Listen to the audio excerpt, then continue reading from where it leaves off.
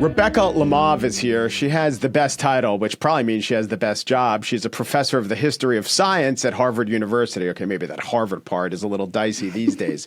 But her new book, it's not that new, but it's new to me, and it's a revelation, and it's so well written, and it's so interesting. And if you listen to the show, you know I don't begin interviews by heaping praise, but I couldn't help it. It's called, as you can see if you're watching, The Instability of Truth, Brainwashing, Mind Control, and Hyper-Persuasion. Rebecca, welcome to The Gist. Thanks so much, Mike. Great to be here. So this is interesting in that understanding how we think, we have to think about that, and it becomes a Mobius strip of epistemology. So you had to choose where on that strip to begin to wade in and to say, okay, this is our point for understanding what we understand, but also understanding how we understand, and if we're understanding things that we are not really understanding. How'd you make that choice? Like, let's start here and let's use this as at least the common ground for explaining things. Yeah, that's exactly the challenge. And I seem to be always drawn to some sort of Mobius strip topic, that kind of either hides itself or it operates on many levels, or, so that, and then I like to try to make it like, here's a point we can all agree on, or here's something to plant your feet in. So with, and brainwashing, which has proved to be quite an enduring, mystery on some levels because I've been studying it for a couple of decades, but I decided to, you can loop back, but basically a good place to start would be when the word itself enters the English language, and you can actually find pretty much a moment. Good. Right. And it's from the Chinese words for brain or wash, although, as you point out, not really. Those are the words for brain or wash, but they didn't use it in that way. That was popularized by a former not CIA, but precursor to the CIA agent who started writing about brainwashing. Who was he? And what was his motivation for all of this? Yeah, it was an OSS agent named Edward Hunter. I almost said Robert Hunter, which later connected, but Edward Hunter was an operative. Yeah, and there are like 7 people named West in the book also. Yeah, it gets confusing, and Wolf. Lots of operatives, but Hunter was a true enthusiast and a genuine anti-communist who had worked in Manchuria, and also worked as a journalist, which was connected to his espionage activities. So by around 1950, or exactly in 1950, he published an article in the Miami News, which talked about this new weapon that the communists were in possession of, the Chinese communists, and it was brainwashing. And he attributed this to these common Chinese words, which do indeed exist, Xi now, but they weren't used, as you mentioned, in that way. In fact, they had only been used by the intelligentsia about 30 years earlier in the opposite sense of kind of like, let's welcome modern science, let's welcome modernization to our society. So by the time Hunter reintroduced the word and brought it to an English language audience, it really wasn't used at all. But he loved to claim credit for it. So interesting, like he was a spy, but he also liked to be in the public eye. Yeah, the Spy in the Public Eye. There's an alternate title for a book, and there are many. But I'll give you and my listeners another thing to melt their brains if they're not already washed. The Chinese, I found out from your book, have the opposite conception of which organs are the nexus of emotion and which are the nexus of intellect. And I've always wondered about this. I know the Greeks thought that ideas came from up in the ether, but when we think, do we really feel the thinking going on in our head? Like, do we really? What if we were habituated into thinking that our thinking takes place in our heart, but our emotion takes place in our head? And that is basically where the Chinese are. So to them, brainwashing is really a change of heart. Yeah, and the word for mind involves the character for heart. So it is interesting and confusing, but it's actually a deep question. Where do we think? Where do our thoughts take place? And maybe the strange thing is that we are so sure they absolutely take place in our brains and only in our brains through some sort of, because we've so absorbed this kind of model, the computer model of the brain, that all thinking, calculation, and strategy generation takes place in the brain. and it must therefore be ultimately, knowable that way. But I guess new science shows that, the gut, actually, there are actually cognition. It's possible to think through your gut. I mean, we even have this in colloquial language. Sure. About the kind of intuitive knowledge. And apparently, this is something I want to study further, but I haven't, so this is just suggestive. But many ancient thinkers also believe that the heart and the gut could generate thought just as much as the mind. Right. And think about, as a historian of science, the ideas of in the humors of the blood were said to be, 4 different kinds of humors coursing through our bodies, said to control emotion. There are all sorts of ancient explanations for emotion, which is experienced in the mind and influences intellect. Oh, it's also very fascinating. And like so many things, something Totally. you mean to explore. Totally. And you can even see astrology, the most ancient of science of all, which runs through all societies. I mean, they attribute changes in emotion or one's fate and the thinking about one's fate to planetary movement. So, I mean, I think it's actually more our own confidence that thinking is merely localized in the brain is actually what's historically unusual. So when Hunter comes up with this brain, or popularizes, let's just give him the credit, in the West, popularizes this idea, it is very much a communist phenomenon, at least at first. And that's genuine, right? It's part of the reason why Americans were worried about this and why an OSS agent would be studying it. But it's also true that, well, you write about a lot of different communist states using this.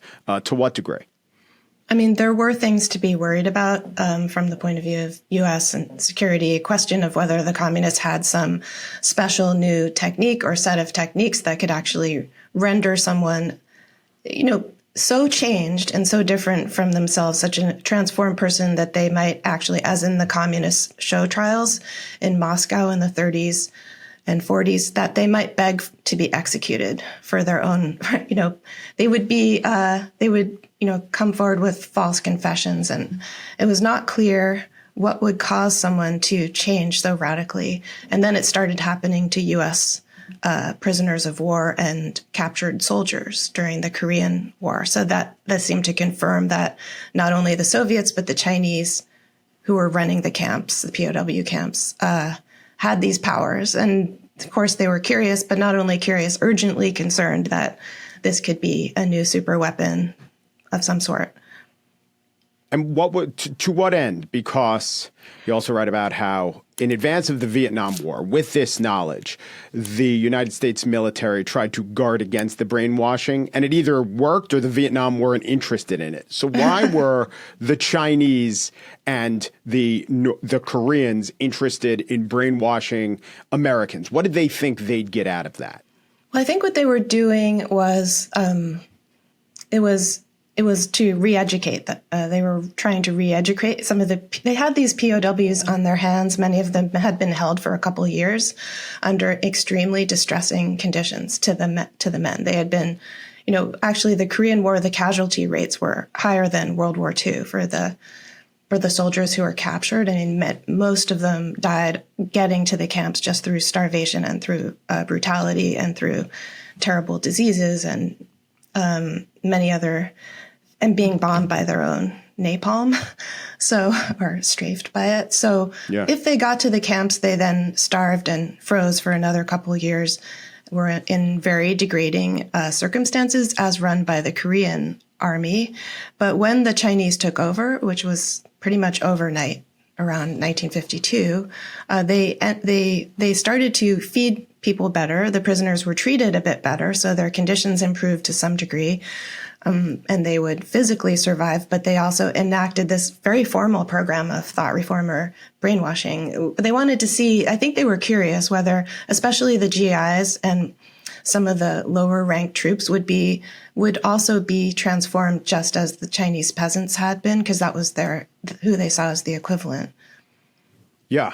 And so they were experimenting on their enemies, which the United States did MKUltra experimented on our own, or criminals or members of the mob, for instance. But let's go back. The method, which was for military or geopolitical means, where the Chinese took over from the Koreans, that was not a part of a conscious plan to brainwash. But isn't that a good way to brainwash someone, to break them down first with cruelty and then maybe to inject some bits of hope and better food and build them up a little bit?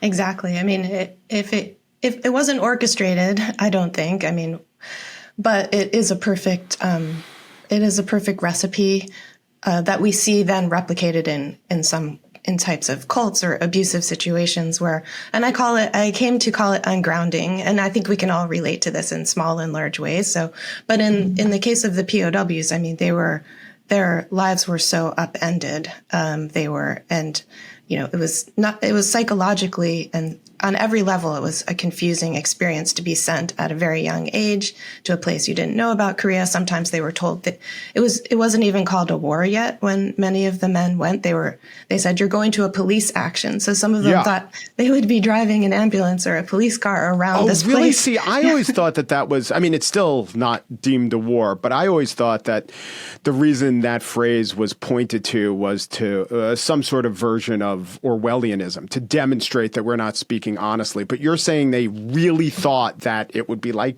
they'd be police. I think some of the 17 and 18-year-olds thought that, not the people in charge. They knew. I mean, this was a label because they didn't yet want to declare war. But literally a 17, I mean, you chronicle a 17-year-old who went to, junior in high school, who gets there and says, I didn't really, when they challenged me about what America stood for, I didn't really know because they hadn't taught me yet. Although, I don't know, maybe it was second semester, junior year curriculum and he hadn't gotten to it yet.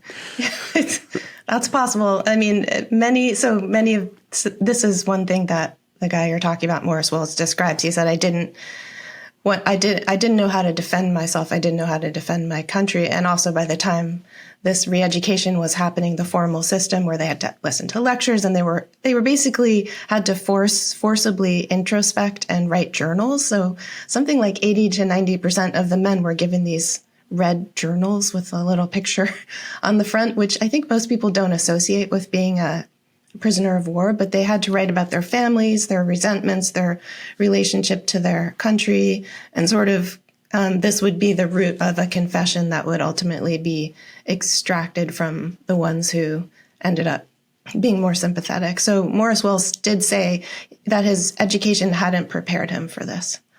Wow. We could spend a long, long time on the Koreans, but I just want to point out that these people were famous in America. Life followed by these people. There was a distinct group of them that were studied and brought back to what would be Walter Reed Hospital. And the American consciousness was penetrated by the example of the Koreans who were brainwashed. And then, of course, The Manchurian Candidate, the book, the movie, further popularized it. What did in the popular imagination, I'll ask it a two-part question. What did it get wrong from what the experts at the time thought? And then the other question is, what did the experts at the time get wrong from what we know now? So that's a long one, but go ahead. Well, that's a good question, though. I think the experts at the time understood that there wasn't this magical witchcraft. There wasn't some super weapon. I think sometimes, especially there's a historian of spycraft named Christy McCrackis, and she has this great line in one of her articles where she says, Americans were always looking for the super technology or the pill, the one thing that would get someone to do your bidding, whereas the Europeans and other people they were spying against the Eastern Europeans wanted something much more complex psychologically. Like they were willing to go deep and get your neighbor to spy on you for 15 years and then take notes in your attic. But the Americans wanted like a quick fix. So to some degree, the experts wanted to debunk that. And they said, this isn't some single pill or some special thing that we've never seen before. It's actually a complex mix of torture, extreme coercion, extreme suffering or degradation and debility, but also mixed with conditioning, what we know about how human beings can be conditioned over time. So they kind of had some articles analyzing it along those lines. The second part of your question, I think one thing the experts got wrong was they overstressed resistance. They wanted to, initially, they were giving all the returning POWs, the ones who didn't go to the ones who wanted to return, because some of them didn't even want to return. But the ones who returned, they gave them Rorschach tests. They were really interested. Would the test results look different for the men who were called resistors versus those who seemed to have been traitors? And they found ultimately that there wasn't really much of a difference, in that everybody had cooperated to some degree, to the extent they were alive, essentially. I mean, and that distinction wasn't, black and white. Yeah. And it's important now to recognize this when we think about the context of cults and the question, or the supposition, I'd never fall for a cult, but all research shows that. You say that, and most people who fell for cults said that too. It's just, it's part of the human condition. To go back to the difference between how the Americans thought there could be a pill, but the Europeans thought there could be a process, I ask you, as from the vantage point that you set, this to me hints that there is something perhaps culturally determined about theories of change that would lead each group of people to that conclusion. Possibly. I mean, I think one thing you could attribute it to is American love of technology and a kind of wanting, especially around this time in the middle of the 20th century, to kind of put it, even going back to the techno-utopian movements of the early part of the 20th century, just like the glorification of dams and incredible earthwork, these machines that could transform not only the landscape, but eventually it was hoped like the human psyche. So there's kind of putting technology at the center, which probably persists in the American character. If you want to paint with broad strokes, and maybe the Europeans had just been at it for longer, didn't prioritize machines that much. You also see this just in what they thought about social science, what you could do with social science. They never wanted to get rid of the theorizing part of it, whereas there are parts where Americans American sociologists and psychologists thought, if I could just get the best filing system and harness data in the right way, I'll get the answer. So anyway, that's what I found in my research. Yeah. But Americans also, poll after poll shows this, have more of a belief in agency than any other country. We feel that we are the authors of our own fate. There is reason to think that, especially compared to a lot of other countries where, your lot in life is pretty much determined by birth. And also I'll add on to the idea of resistance. Like, why was resistance this siren song? This is all in the context of war, if not the specific police action of Korea, the Cold War. And so there's a logic to we have met this tactic of the enemy. Without even knowing about it, of course, we're going to be vulnerable. You could understand, all right, what can we do as part of this ongoing war to abate this tactic? It all seems kind of logical and not necessarily nefarious. Yeah, I mean, I think it makes sense to try to understand these processes. And I think having talked to people in the military who have gone through the SEER training, survival, evasion, resistance, escape, that resulted from this research. That was one, solid outgrowth of, I'm not defending all SEER training, but many people have said it was useful to them, because basically the idea was we could use the lessons of what happened to the Korean War POWs who felt ill-prepared, who felt that they didn't know what to do when they were being forced to read Mao and journal and give answers to questions and maybe extracted false confessions. They were given much more explicit training. And the part of the training that directly came out of it was called resistance. So actually, that's a good point you're making. And I have met people, even though military and ex-military aren't necessarily supposed to talk about SEER, the training itself. I've met some people who said they were psychologically traumatized by it, but some of those same people say it also did help me in some way. Mm-hmm. Didn't you write a book about how psychological traumatization can show up as adherence to the source and defense of the source of your trauma? Isn't this that book? Yeah, this is that. Yeah. So you're right. The point is that someone just giving an affidavit saying, oh, yeah, the SEER training helped me. It's a little like the person emerging from a North Korean prisoner war center saying, I can't, from the top of my head, quote the Manchurian Candidate bit, but he is the kindest, gentlest man I've ever known. Yeah, Raymond Shaw is something exactly like that. That's right. I mean, it's a little like that. That's possibly a good point, because some of the POWs who came back, so 21 of them went to China, and later some of them would say, I wasn't brainwashed at all. I was just living my life. I was just wanted to try this thing. And then only over time did they start to think that they changed their thinking about it. So it's hard to say. Yeah.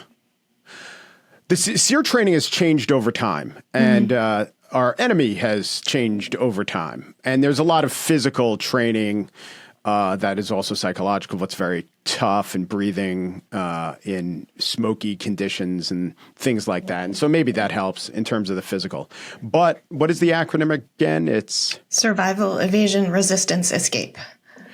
Evasion, resistance, and escape. Of those three, are any more possible than the other in the face of brainwashing? I think, resistance was the part that was specifically designed for if you find yourself in a room held, not allowed to sleep, being beaten, being kept in a Syrian box, being essentially tortured, and then interrogated over long hours, which does happen. I mean, happened later as well in Vietnam and other wars. We did it in Abu Ghraib, and many people have described how these techniques were actually drawn from SEER instructors, were the ones who had the knowledge. Anyway, I think that was explicitly designed to counter the effects of brainwashing or thought reform.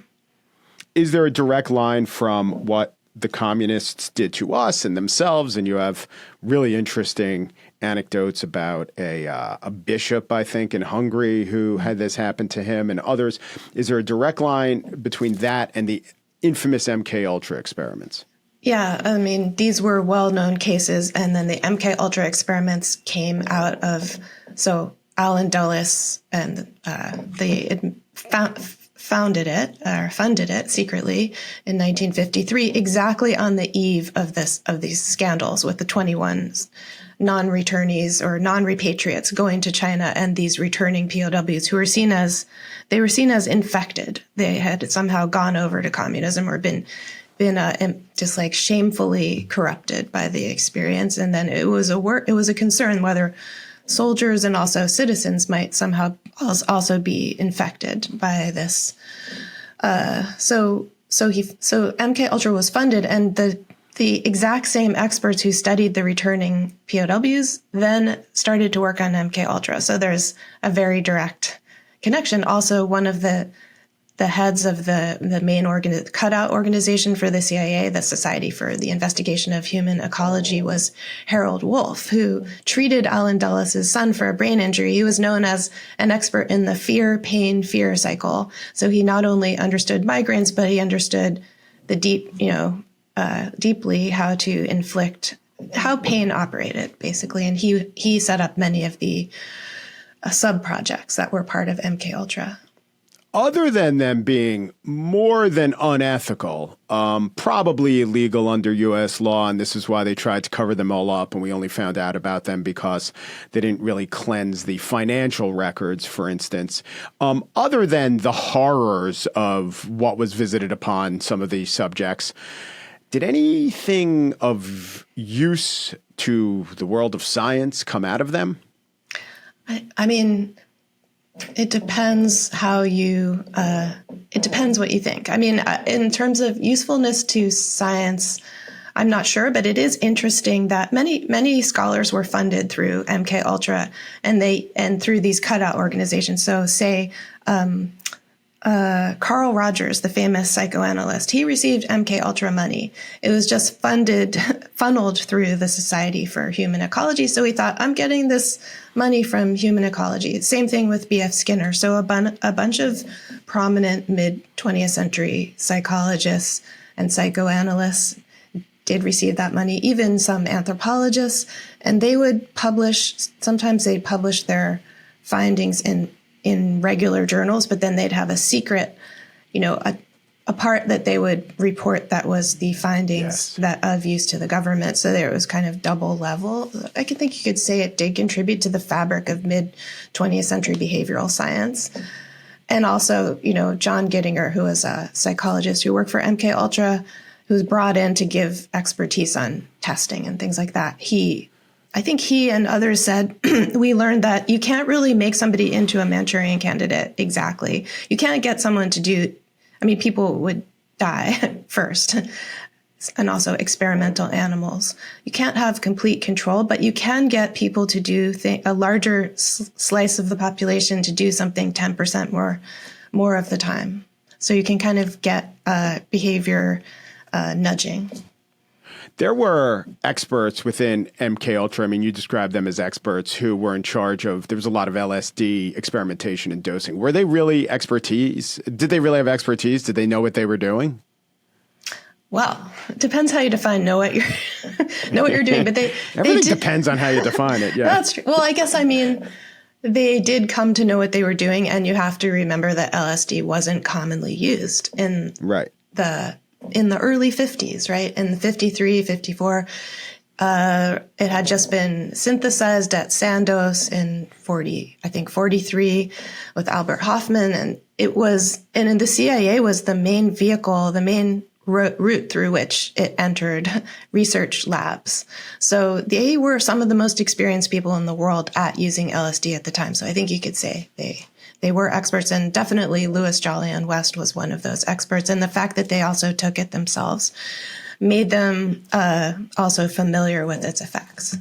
Yeah, Louis Jolyon West, fascinating character in the book. But I'm going to pause here and ask you, from what you have read and know about these MKUltra experiments, do you have any special insight or feelings, inclinations about microdosing or about using LSD as therapeutics?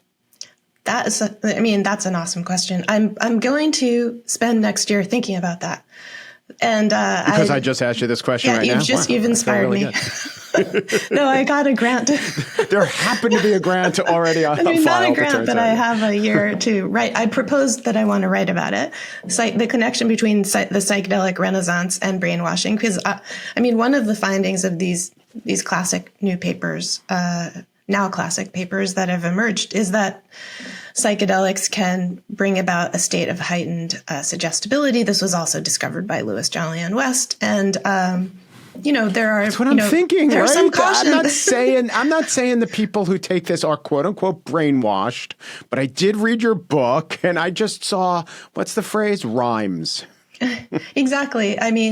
But I wouldn't want to, I wouldn't be so arrogant as to dismiss it. I just think that it's reasonable. And I've actually talked to researchers in this domain, and many of them have the same concerns about, what happens when you scale it, what happens when you, how will this be properly overseen and in a humanitarian way, I guess, instead of there's just potential for abuse, and that's already happened it's already been documented in some circles. So. We'll be back in a minute with so much more, bringing it up to the modern day. Facebook, all of us, really. I'm going to ask Rebecca Lemov, so what's not brainwashing in a minute?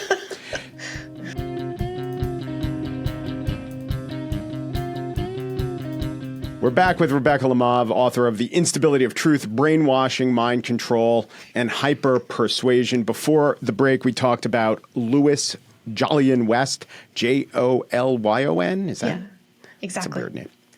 It is a weird name. It came from a movie star, I think, or someone his parents admired, and then he went by Jolly because his personality, apparently, he was very large and looked like a lion, and he had an ebullient personality. Yeah, although reading some excerpts from his son's book, maybe he would disagree. Yeah. Yeah. Did you? What was the name of that book? How I Helped My Parents Commit Suicide or something? That would have maybe been a better title. But I don't remember the title by Mark West, but it is a really harrowing. It's actually kind of a heartbreaking book, but he does reflect on what it was like to have Jolly as a father. So tell me about him. What are his contributions to this field? They are many.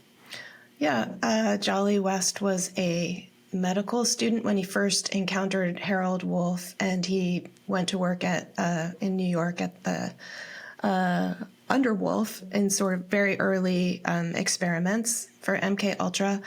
And then quickly, he had kind of even though he was quite young, he's still in his 20s, he was a psychiatrist, medically trained psychiatrist. He had a feel for topics like hypnosis, and he quickly developed an interest in LSD and also in sleep deprivation. So these three were central to the CIA's interest. So he entrepreneurially, or he at least we have in his files still, a record of the letter he wrote to Sidney Gottlieb, the head of MKUltra, proposing this vast program he wanted to run for him. And he did get the funding from Gottlieb, and what remained was just to figure out where to put West to carry out his experiments, combining, various drugs to induce sleeplessness, helplessness, suggestibility, personality change, resistance to torture, or succumbing to torture.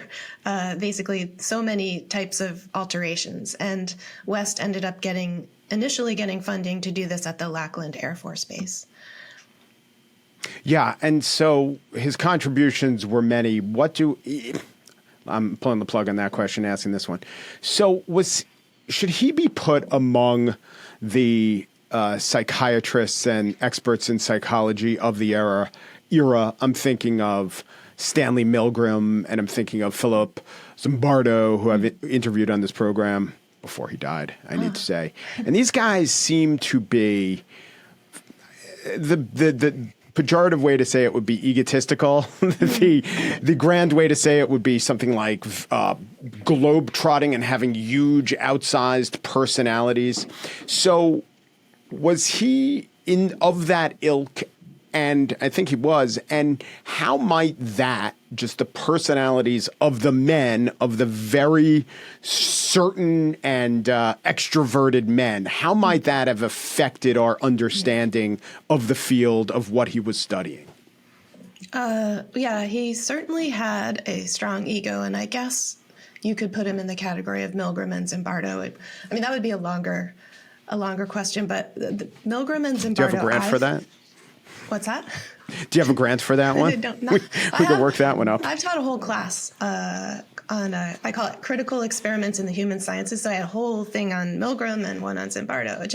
I love those. What I would say is they were gifted at designing these Milgram wanted to be a playwright before he became a scientist. So he was very good at designing experiments and getting people to look at them. But he himself didn't want to necessarily be in the public eye. And I'm not sure what he enjoyed. I guess you're right. There is a thread among the three. So I'd put West there, but he operated clandestinely with the CIA for a lot of what he did. But he also did, again, he was a spy who also liked the limelight. So or spy-like, I guess. He famously dosed an elephant with LSD and then published a large article about it in Science magazine. He worked in Haight-Ashbury with hippies on an observational, quote-unquote, observational study and likely had contact with Charles Manson. He also was the lead expert defendant of Patty Hearst, arguing that she had been brainwashed, arguing unsuccessfully, but he had a huge role at this trial. Yeah. The lead expert, though not great at it. Right as he opened his mouth under oath, he pretty much discredited not just his client's case, but you argue pretty persuasively, our entire societal understanding of brainwashing. Yeah, he undermined the legal validity of brainwashing in the first moments of his testimony, and then he went on to perjure himself very quickly, which I also discovered. But it's partly, you could say, for egotistical reasons, because he claimed that he had written books that he hadn't written. But with the definition of brainwashing, he basically said, and this was true in his research, he said, this is just a term that gets people's attention, but what's really going on is something much more complex. And I think you could also place blame at the feet of Patty Hearst's lawyers who decided, yes, because the forensic aspect of what he was trying to do is communicating to a jury, and that's just not, or the public, and that's just not the way to do it. Yeah. Did our misunderstandings around Patty Hearst really retard our understanding of the very concept for decades?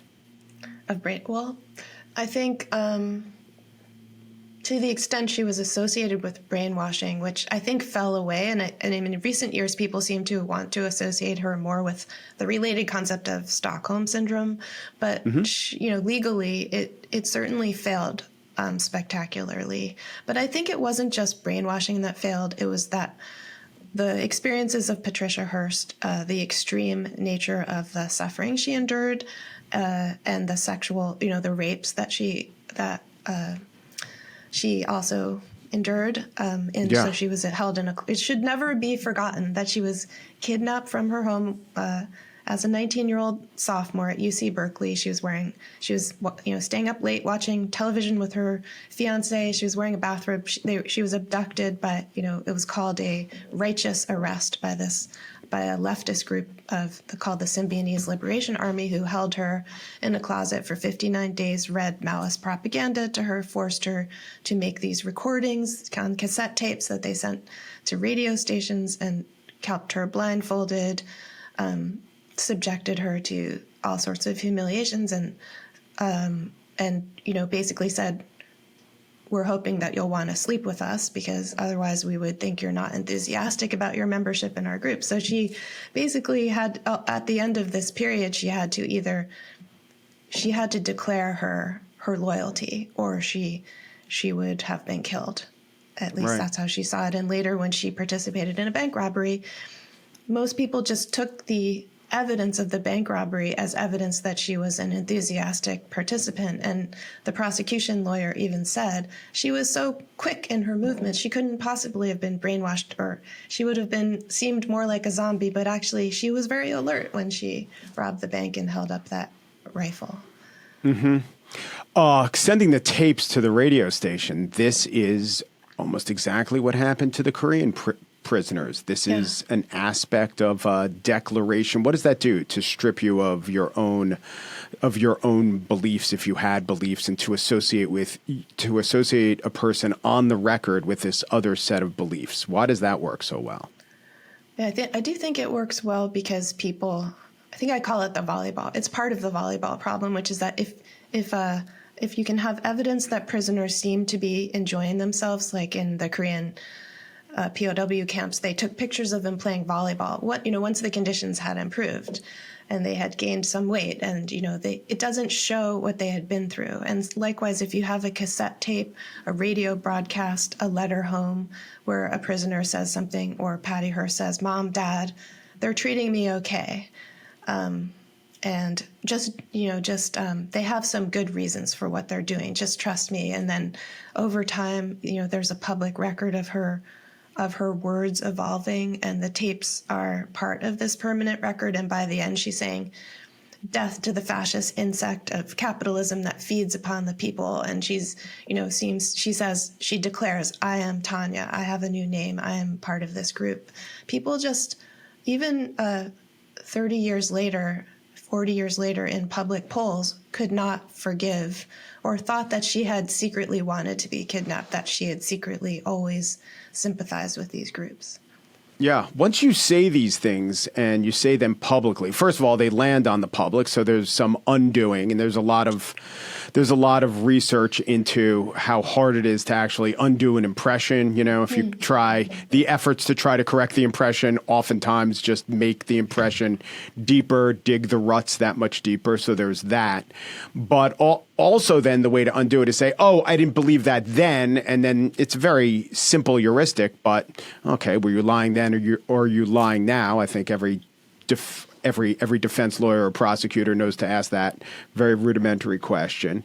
But then there's also the alignment, the ideological alignment. And I think this gets to a question that I was having a lot, which is, you write a lot about Facebook, and there's a lot of experiments with social media. But I was thinking about the whole concept of wokeness, and wokeness being brainwashing and aspects to declaring fealty to ideologies that a person wouldn't be expected to declare, as being likened to struggle sessions.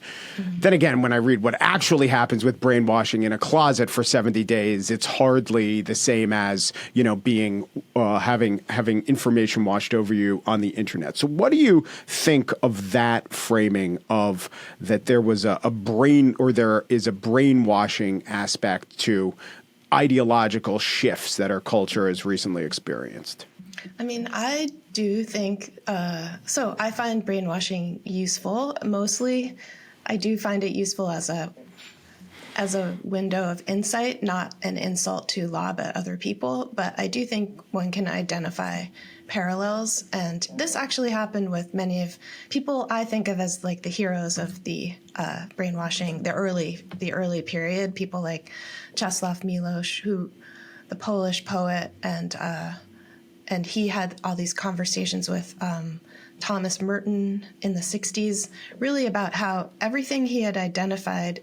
So he wrote the book, The Captive Mind. He said this also happens in the West, because he ended up relocating to California and teaching at UC Berkeley for 30 years after he had experienced, he didn't call it brainwashing, but he called it a kind of, he said, it's an operation a person is forced to perform on himself or herself in order to remain in a situation. So, or like an inner surrender. And he said, I just wasn't willing to do it. So he ended up going to the West, leaving the Eastern Europe, leaving Poland, settling in California. But then he ended up saying, well, there's kind of versions of this here. I'm seeing some parallels in just these systems. It's not as extreme. Right. But you can see it rhymes in some way. And I think that's why I think it's useful to look at these historical episodes of brainwashing, which are quite extreme, as for insight and to understand these dynamics that still can apply in many places. And the book is really set up to ask that question. What can we learn, and can we apply it to these seemingly trivial decisions we make every day, like what to click on and how to interact? Yeah. And a key insight is that it's social, not psychological. I would say it's both, but to ignore the social aspects of what's going on is to not understand this phenomenon of brainwashing, right? Yeah, I would agree that it's both social and psychological, but that people often underestimate the social part of it. And like you were saying, Americans, we like to think about, and our psychological theories are built on a kind of reinforced individualism and the idea of agency. We strongly value agency. We think of ourselves as agentic and having free will. I mean, that's what's really interesting about, many things, is that we assume a field of free will. And I think one of my conclusions is that we're a lot less free than we think. I apply this to myself. But the areas where we do have freedom are all the more important. Like, I don't think we're perfectly unfree either. It's just that we do tend to overestimate it. Maybe part of that is not understanding social effects. Yeah. Yeah. It's the lure, the pull, the gravitational tug of everyone, not just someone in a closet, not just someone who was abducted, not just a prisoner of the North Koreans, not someone in a cult. You have many people in cults who have different degrees of belief in the cult, and they resist to some degree, but they're still in the cult. It's all fascinating. Exactly. So, yeah. So do you know Matt Levine? He's you don't need to know, but he's a Bloomberg financial reporter. He has this great construction where he says everything is securities fraud, and he's able to prove this time and time again. And the great thing about it is to think about the specific, but to zoom out and say, okay, there is this concept, and the concept, just like psychological phenomenon, is spelled out in the DSM, and it has to have 7 of these 5.